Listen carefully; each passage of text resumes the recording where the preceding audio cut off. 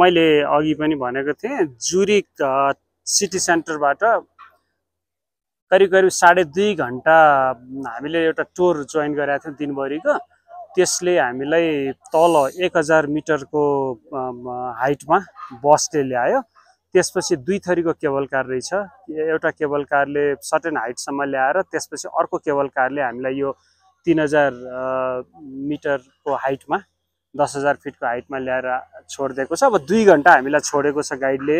2 घण्टा चाहिँ आफ्नो इच्छाले यता गुफामा केबमा जानु अथवा यहाँ खानपिन गर्नु, रेस्टुरेन्टहरू पनि रहेछ। अथवा अनि यो एउटा चाहिँ फेरि अर्को अलिकति डरलाग्दो कभर नभएको खालको नेपालको पुरानो रोटेपिङ स्टाइलको केबल कार रहेछ। यसमा पनि चढ्ने टिकट दिएछ, part of the package.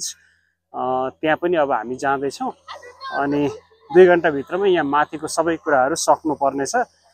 Then we will go back to the 1000 meter लेभलमा बस चढ्नलाई। अनि उसले अन्त लेकतिर कतै लान्छ होला।